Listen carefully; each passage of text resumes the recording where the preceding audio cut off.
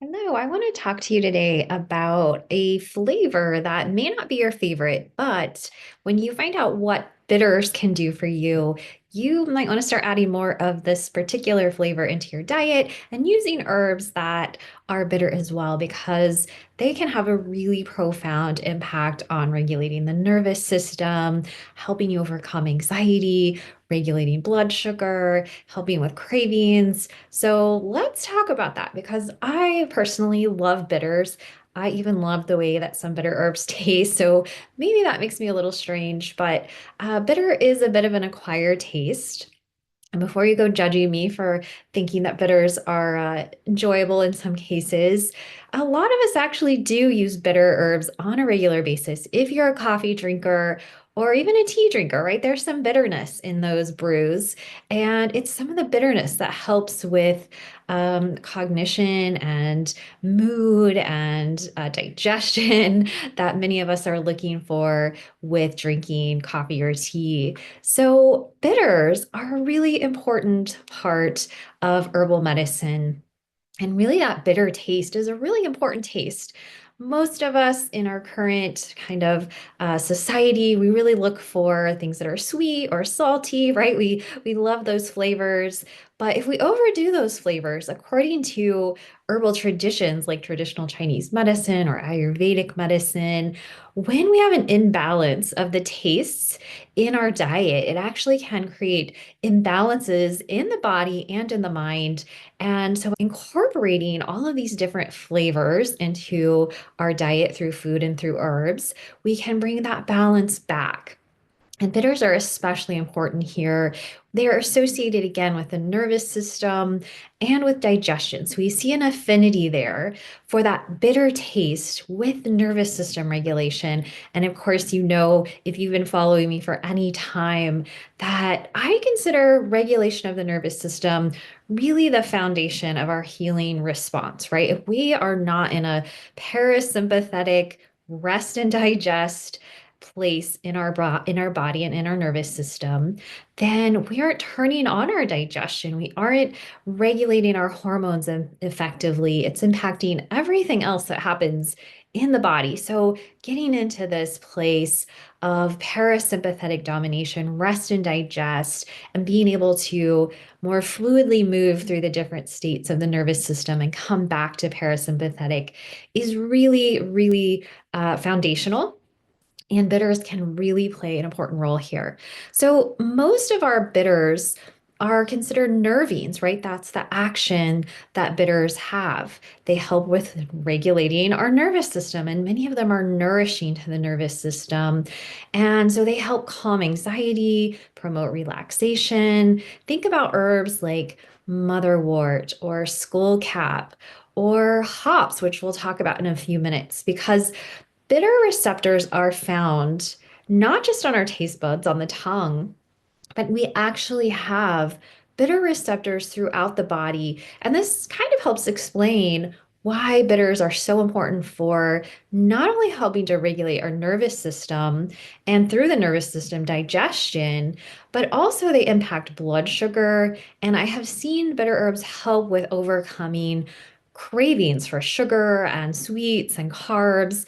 And I'm thinking of a practitioner I know who told me about a story how many years ago she was really struggling with chocolate cravings, right? Every afternoon she was eating a chocolate bar and she recognized this probably wasn't the best habit to get into. But for some reason, she couldn't seem to stop reaching for chocolate in the afternoon. And it wasn't until she started drinking dandelion tea, which is a bitter herb, that she started to recognize that that craving for chocolate and that need to reach for something sweet was diminished. And she really was able to overcome the cravings that were struggling with. And so that shows you a little bit of how, as we not only balance the flavors in our diet, we bring in a little bit of bitterness, that we can cut down on those cravings for sweet, but also we see how ideally regulating the nervous system We don't need to reach for those coping mechanisms, which for so many of us can look like food or chocolate or sugar. And we're in a place where we don't need those as much. And it's easier to kind of set aside some of those cravings and coping mechanisms that might show up in our life. When I think about it as well, regulating blood sugar is a really valuable part of regulating the nervous system as well as overcoming cravings. So often we are reaching for these coping mechanisms because either our blood sugar is crashed and we're just needing some sugar to get that blood sugar back on track, or we're dysregulated in our nervous system for other reasons. And again, there's a coping mechanism that can show up. And so when I think about regulating blood sugar, some of our bitter herbs are really, really valuable at this.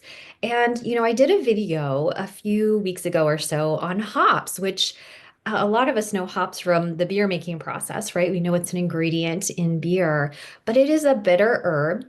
And it's really lovely for helping to promote relaxation. Many people find it helps with sleep. And in that video, I talked about how it is also a GLP-1 agonist, right? And a lot of popularity around GLP-1 agonist drugs right now for weight loss. And yet we know there's some unfortunate side effects with those synthetic drugs that are GLP-1 agonists. But we have natural herbal GLP-1 agonists like hops that actually help to regulate our blood sugar and our metabolism without some of those unwanted side effects of the medications. But as wonderful as bitters hopefully are sounding by now, and we didn't really even touch that much on digestion, but that's because there's something to know about these bitter herbs and how to use them. If we think about their energetics, and we should always be thinking of energetics when we're talking about herbs, they have an energetic that often is very cooling to the body. Now, there are a few warming bitters, but most of our bitters do have that kind of cooling effect on the body, which that kind of makes sense when I think about a dysregulated nervous system stuck in a chronic stress response, right? That's kind of that high energy, inflamed state, if you will, that needs a little bit of cooling down, a little bit of bitterness to counterbalance that overactive nervous system. So again, bitters are cooling. Sometimes they can be a bit drying. And it's thought in a traditional herbalism that because of that cooling nature of bitters, they can sort of dampen the digestive fire if we overdo bitter taste in the diet or with herbs. So I actually have a great example of this from my own life. When I started working with herbs many years ago, I was actually I was health coaching, but I was working in a health food store, basically like a supplement store. And I would bring a salad for lunch every day just because it was easy, pretty healthy, get my veggies in. And I was using digestive bitters in a tincture formula. And then I was eating my salad and I would be sitting there after lunch and just freezing. I would be like shivering. And I finally realized that I was using these very cooling bitters. And then I was eating a cold salad, right? A very cold lunch. And I was really just kind of dampening my digestive fire. And it made it harder to digest my meal. I was freezing cold. I stopped using those digestive bitters that were cooling and started using some warming bitters and the other herbs like ginger to help kind of warm up my digestion. And I found that really helped me to stop shivering and freezing after lunch. So, just to give you a good example of how the energetics are really important here. When we understand the energetics of these herbs, we know how to use them correctly. So, if you are going to use bitters to support the digestive process, especially, I would recommend a tincture, right? I think that these work best. You actually want to taste that bitter flavor. It may sound unpleasant. I find that most digestive bitters are not bad. In fact, I find them fairly enjoyable. And I wouldn't want to drink the whole bottle, but a couple drops on the tongue. And yeah, that's kind of a pleasant bitter taste. Often some herbs are added that give it a little bit of a better taste, like maybe a little cinnamon or some of those warming bitters, right? That help to stimulate digestion that aren't so cooling. So we're balancing the energetics of those bitter herbs. So again, just a few drops of bitter herbs on your tongue before a meal, it can really help stimulate the digestive process. And this can really help with the whole digestive process. Bitter herbs often help with stimulating stomach acid production, the release of bile. So we're breaking down our proteins, our fats, we're regulating our blood sugar better, right? It's working on all of these levels of digestion, which I think is just so fascinating. But don't forget, right? You can just add some of these bitter foods into your meals. You can find things like bitter greens, like dandelion greens, or kale, or mustard greens, turnip greens, right? Some of these more bitter greens you can cook into foods or into salads, right? We don't want to overdo those cooling bitters, but if we throw them into a warm, well-cooked meal, right, we're helping to, again, support that digestive fire with these herbs.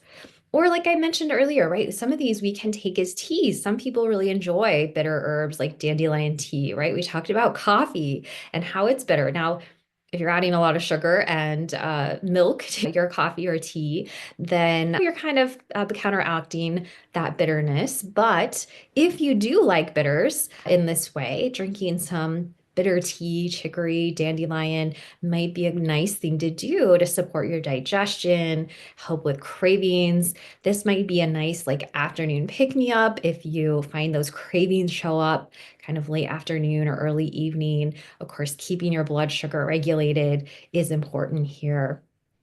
And then if I'm thinking about using bitter herbs as nervine tonics, right? Nervous system tonics that help to regulate the nervous system, I'm often adding these into formulas for my clients, or in some cases, we might just use them as simples, which is really just using an herb on its own without other herbs in a formula.